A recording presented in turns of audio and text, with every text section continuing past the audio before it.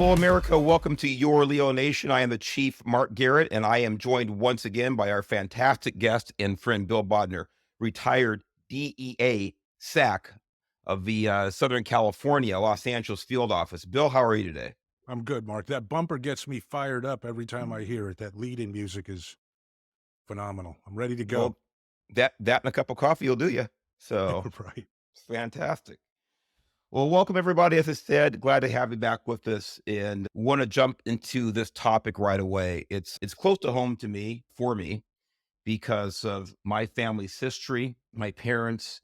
Many of you have heard kind of especially my dad's story growing up absolutely dirt poor, black during the Depression, under Jim Crow in the Deep South. He's born in 1921, served in World War II, was pretty much raised with out parents from the age of 12 years old.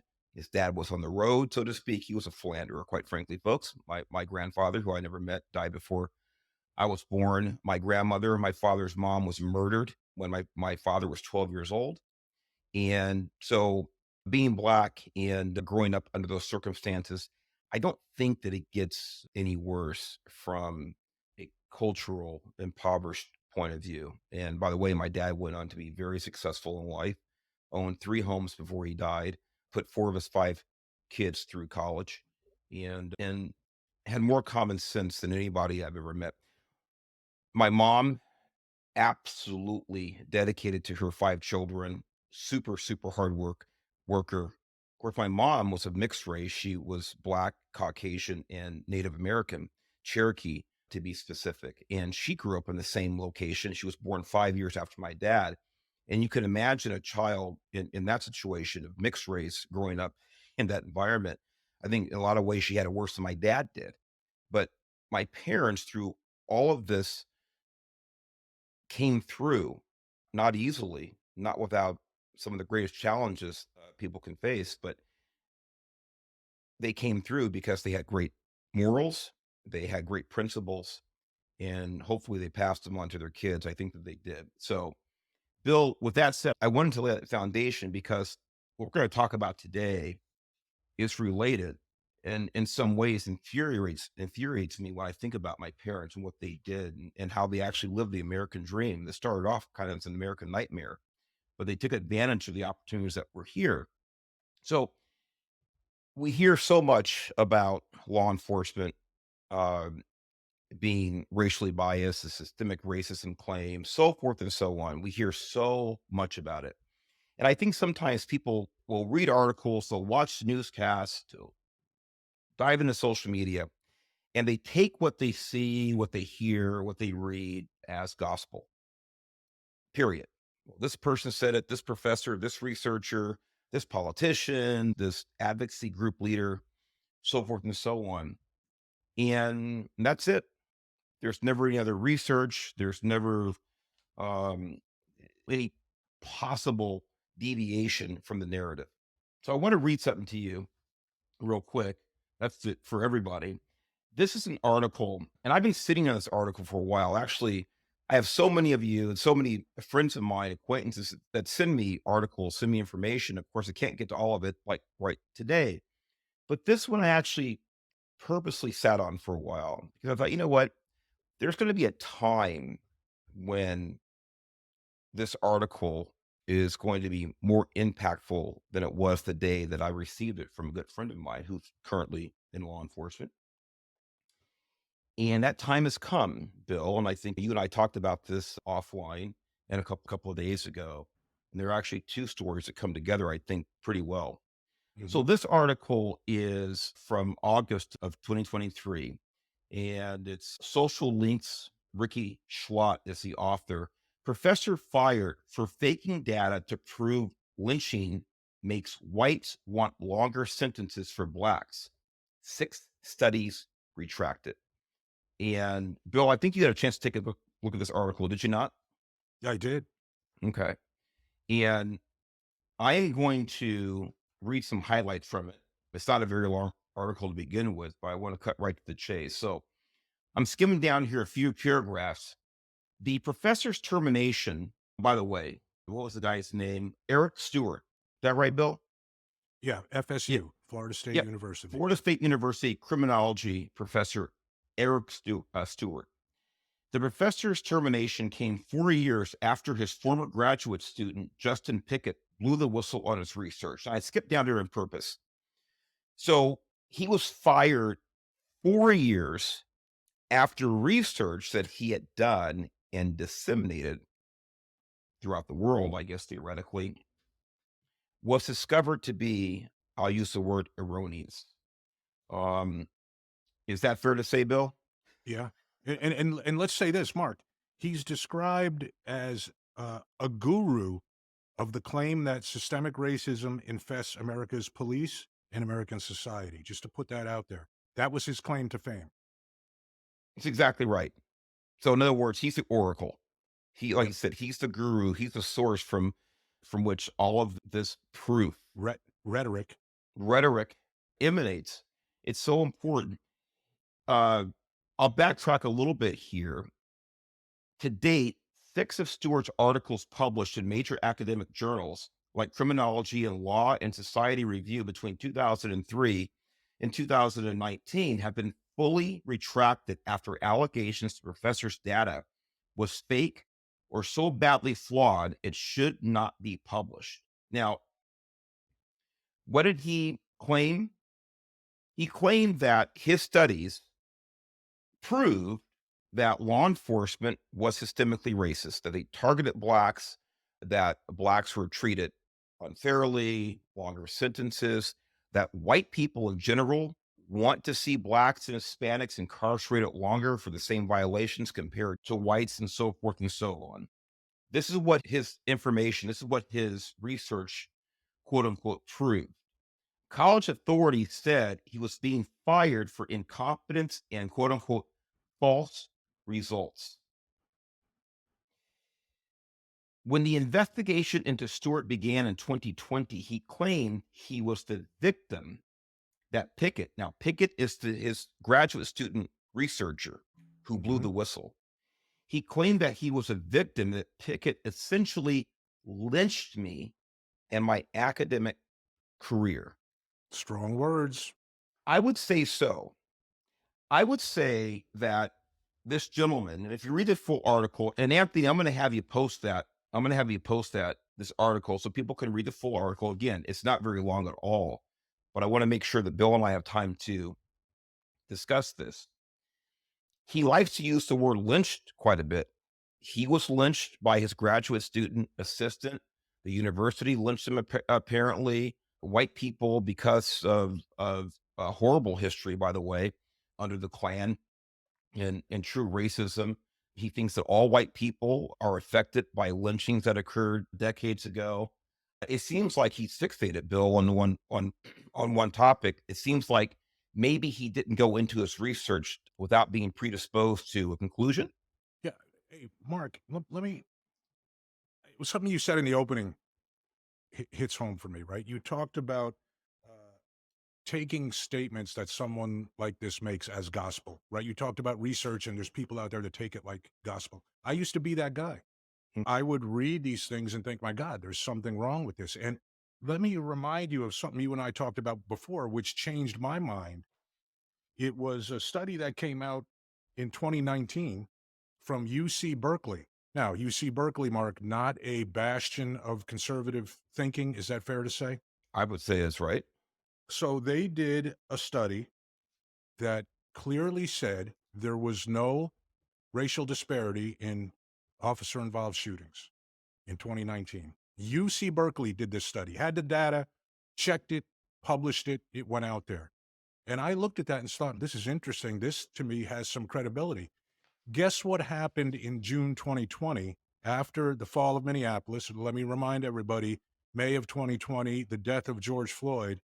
Mysteriously, this study was, quote, retracted and pulled and said Mhm. it was incorrect.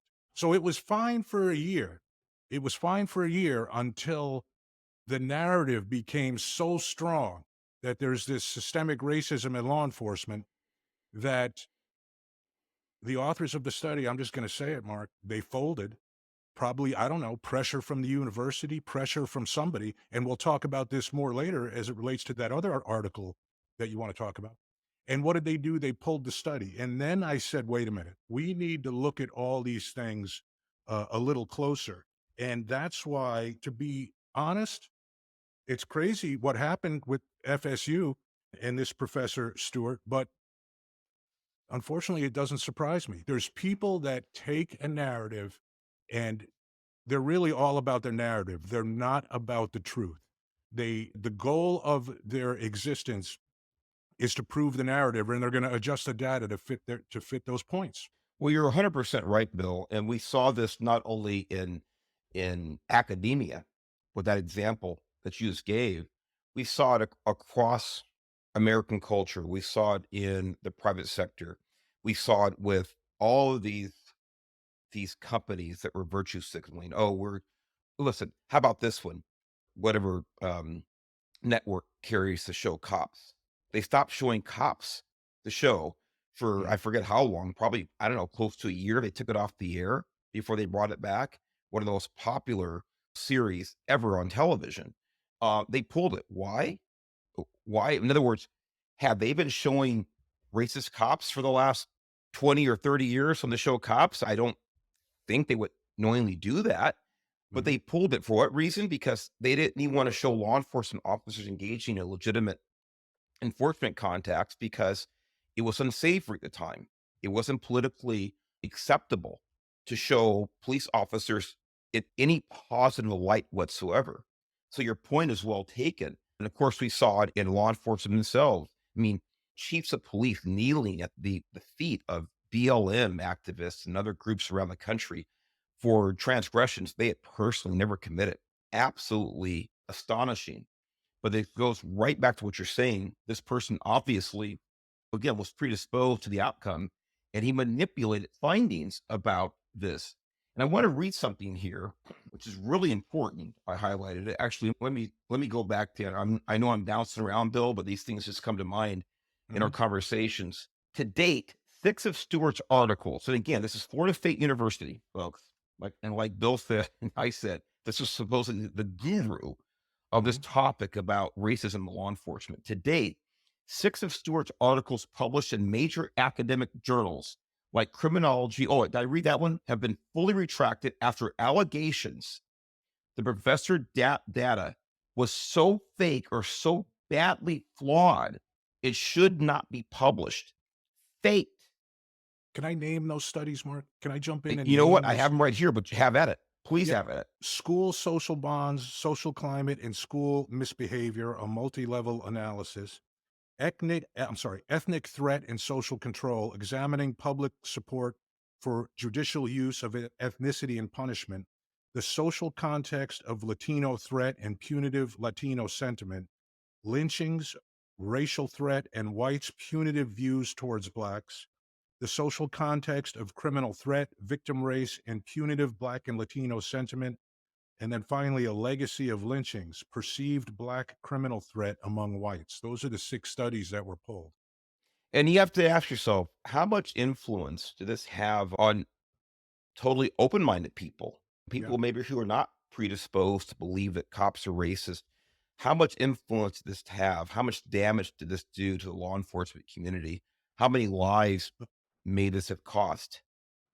Let me give you some quantification. I love it. So, Mark, these studies were cited 8,500 times by other researchers when they were thought to be valid studies. So it spread and kind of permeated within our society.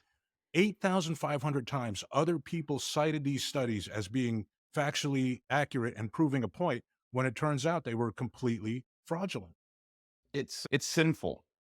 Let me fast forward here a little in the article, some about these studies as well, Bill.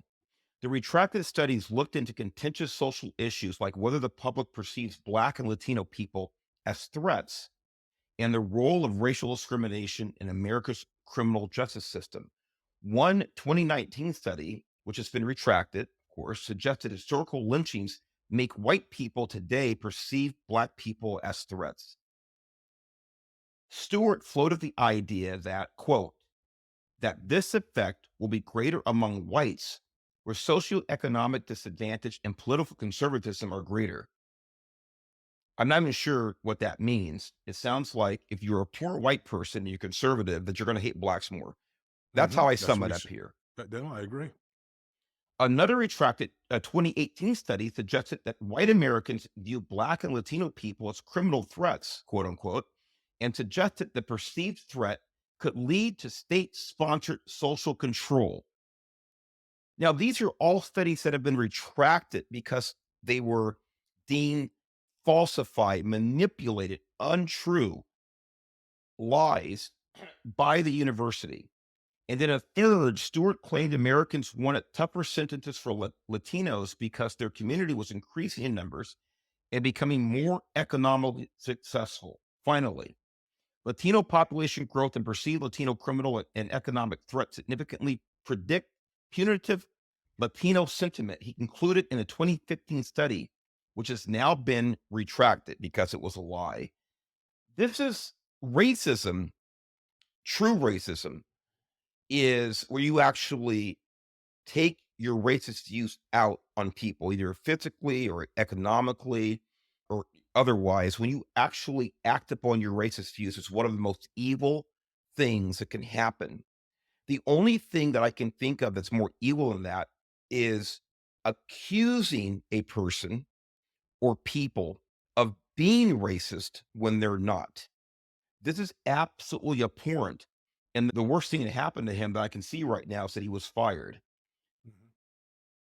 The disgraced professor was able to raise to prominence as an influencer in his field, despite his studies from the early 2000s now being retracted. And you alluded to that earlier, Bill, about how impactful this guy was. Mhm. Um, it's absolutely sick.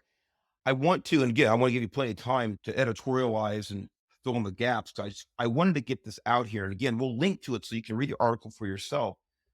But I want to put this in the perspective of where I started with my parents in the Deep South when government sanctioned, government imposed racism was real, ladies and gentlemen. Does anybody think that any leader in the Black community, the urban league, does anybody really think that an individual or a group had to make up examples of racism in Dallas, Texas against blacks in 1935?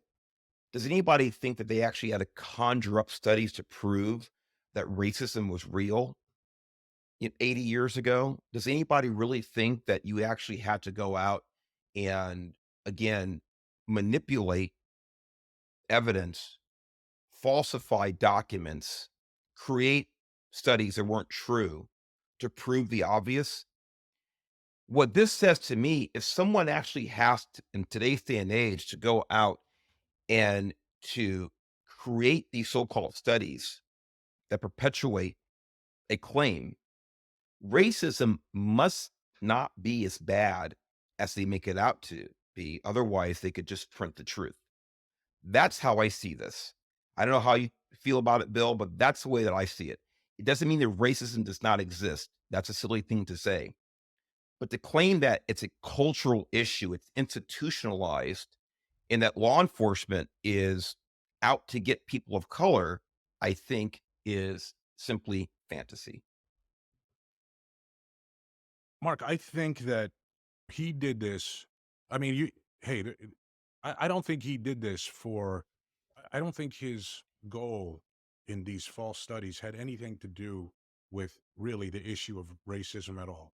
As crazy as that sounds, I think it was all about self motivate, self promotion.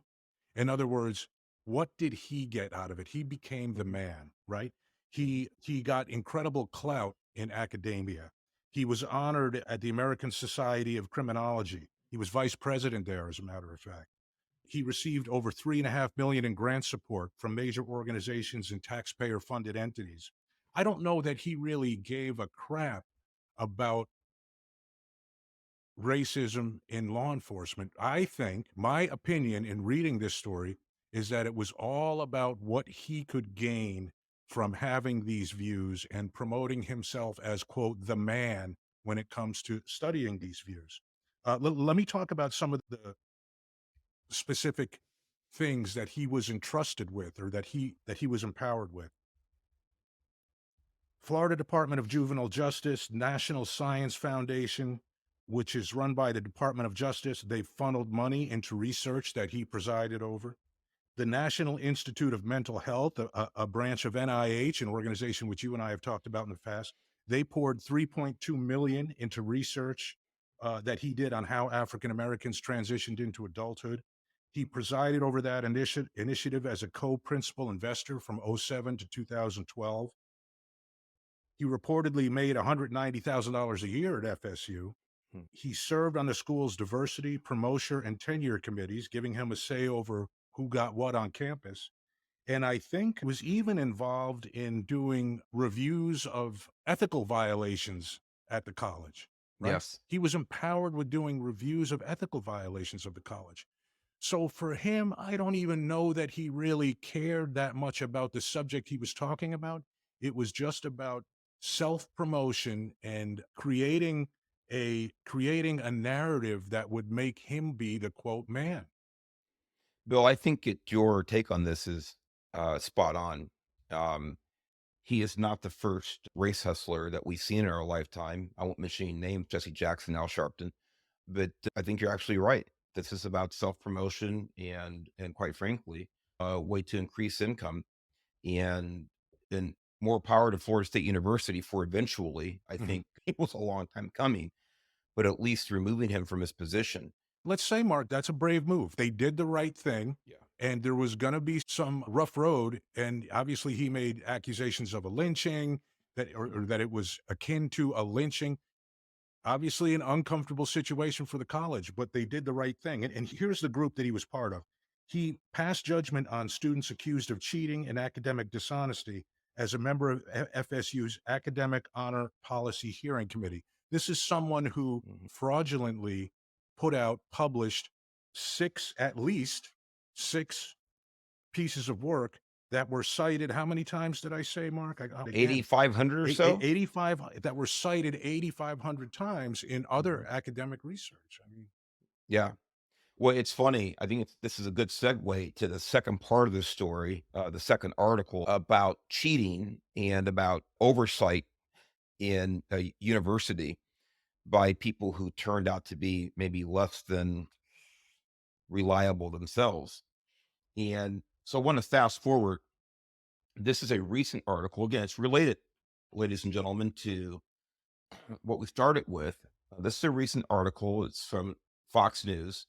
Harvard professor says all hell broke loose. It's a quote when his study found no racial bias in police shootings. And maybe some of you have heard this, but I want to juxtapose, and Bill, I know you'll help me with this. These will really compare and juxtapose these two articles. And it's really, in a way, it's two sides of the same coin, but how these different professors were certainly, at least initially, treated. So a Harvard professor said that all hell broke loose when he was forced to go out in public with armed security. Oh, I'm sorry. And he was forced to go out in public with armed security after he published a study that found no evidence of racial bias in police shootings. Boy, mhm. that's a red flag right there. And now, by the way, this professor is a black man. So just like the previous professor was. Why does that matter? Because it seems like everybody makes everything about race. So let's go ahead and put it on the table here. This is a person who, at least from a racial point of view, didn't have anything self serving on the plate here in this research. During a sit down conversation with Barry Weiss of the Free Press, Harvard economics professor Roland Fryer discussed the fallout from a 2016 study he published on racial bias in Houston policing.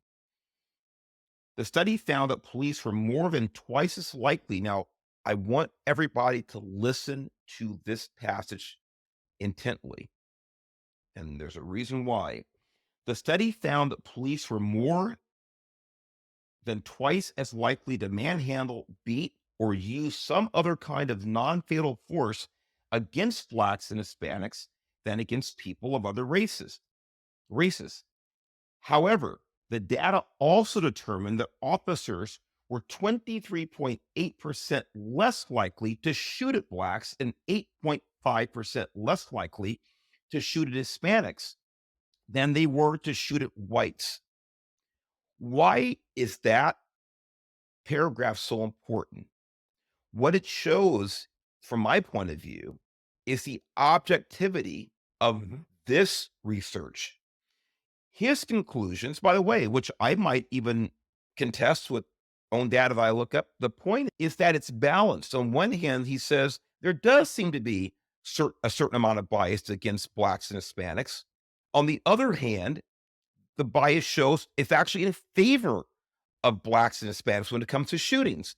It shows to me this objectivity in his research. He was following what the numbers showed. If you were biased, you were falsifying data like the previous professor was from Florida State, it seems like it would all go one direction or the other, but it wasn't. Bill, what's your take on that? You're exactly right.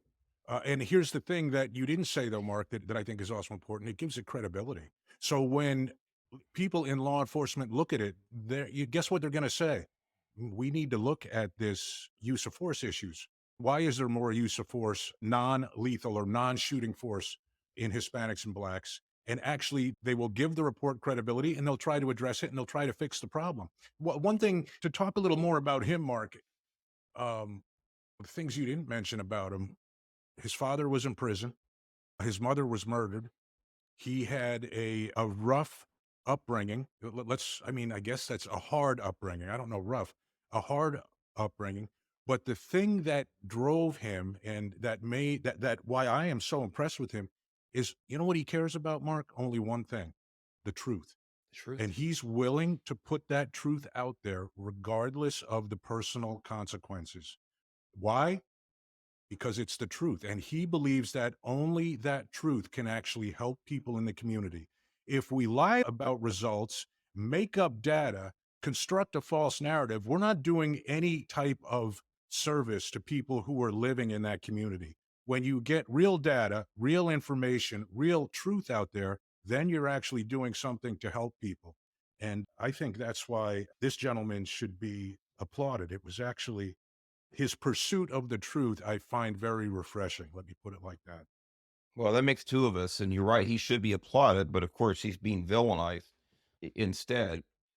Matter of fact, quote him here. It says, Fryer said people quickly, quote unquote, lost their minds, and some of his colleagues refused to believe the results after months of asking him not to print the data. The funny thing is, and this goes right back to what you were saying a second ago, if his research had only shown a higher rate of use of force against blacks and Hispanics, if it stopped there, I would Mhm. guarantee these colleagues, oh, that's great, got to get that out there and so forth and so on. But Some of like you his said, colleagues Mark, actually told him to release that part of the data and hold back the other part.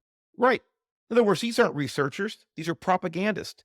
Mhm. They're propagandists, those people that hate him for this, and they're like you said, they're trying to have him release this data piecemeal.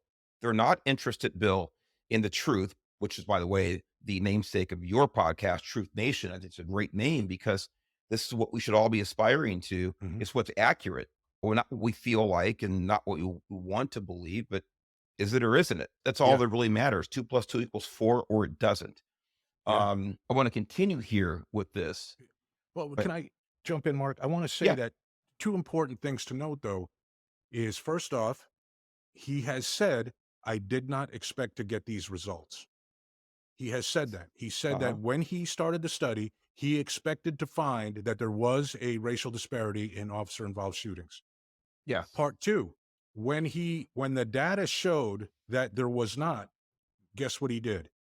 He brought in a whole new group of research assistants, I think 8 new research yeah. assistants, and he redid all the data all over again to make sure that there was nothing that, let's say, slipped through the cracks or nothing that was misinterpreted. And guess what happened? He came to the same result. Bill, this is the passage I was just getting ready to read, Mhm. and you summed it up. He did exactly that. I mean, I'm so glad that you interjected that with your own words, because it's so powerful. he expected a different outcome.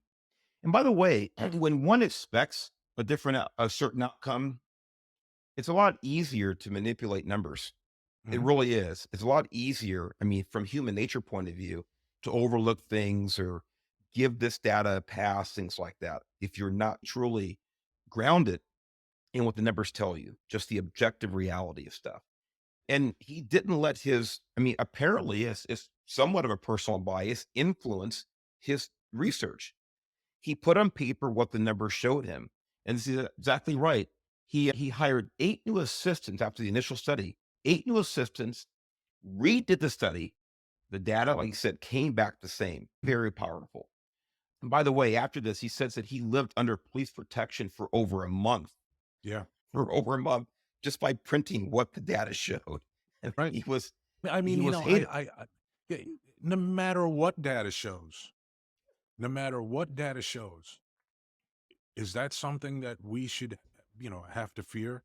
Is that you're gonna get death threats for having, and not just an opinion, but an opinion based on statistical data? He got death threats for saying, "I looked at this data and here's," and by the way, we haven't talked about the fact that, I don't know, he's one of the foremost economists in the world. Yeah, His economic background, you know, second to substantial. none. Yeah, Yes. substantial. Yeah.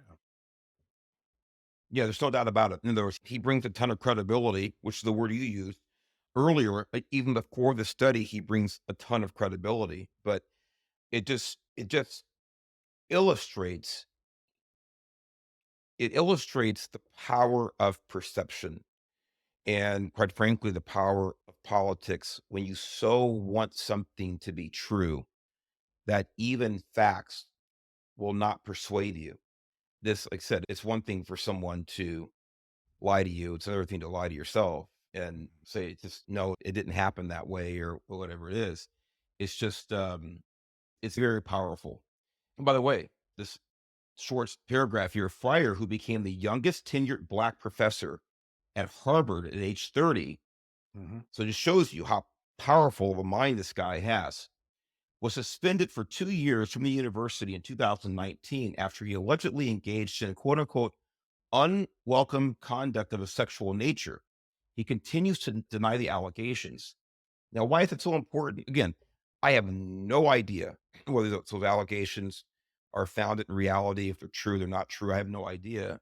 But it is interesting because, and I'm going to let you run with this, Bill, Mhm. because the next part here, at the time, then Harvard Dean, who, Bill? Who was the Harvard Dean at the Claudine Gay. time? Claudine Gay.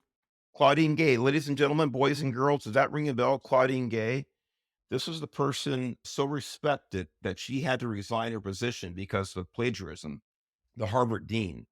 She's the one who suspended the professor Fryer for alleged sexual misconduct, sexual of a misconduct of sexual nature. In other words, it puts in question the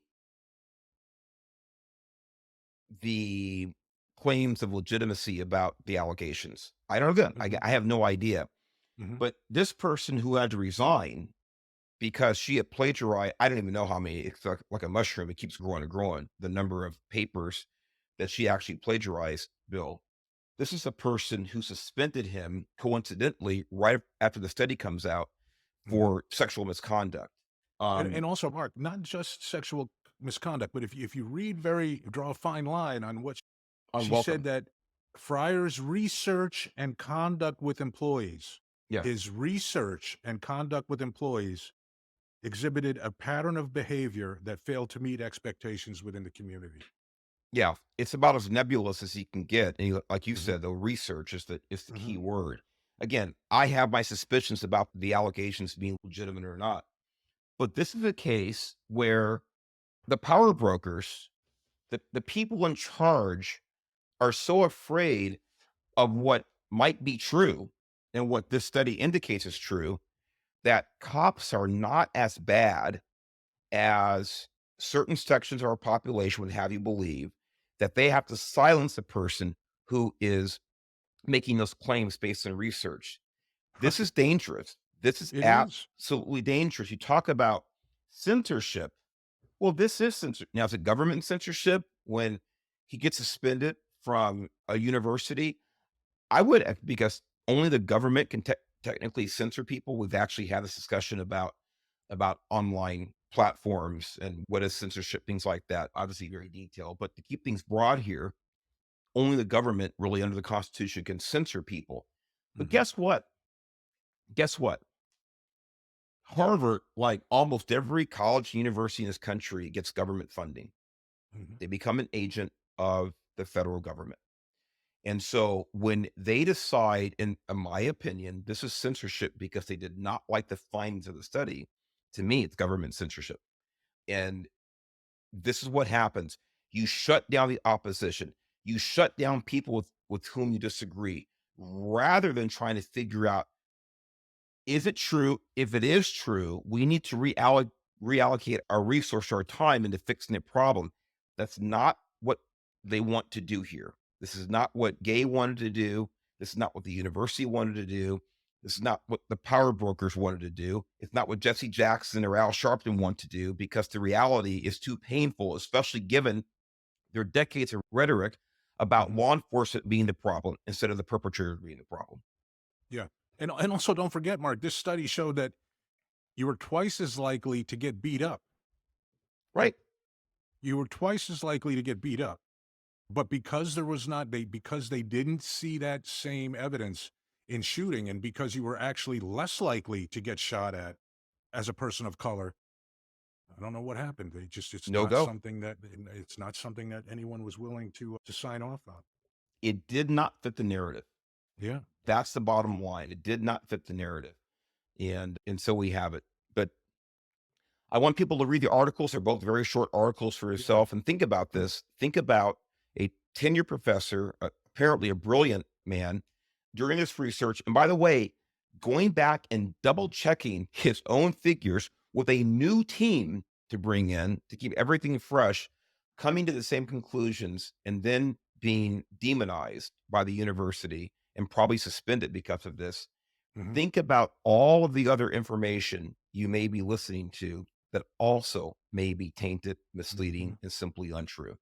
And Mark, let me throw in this last piece here. And I don't know who said this about him, but I found something that was said about him that hits home for me.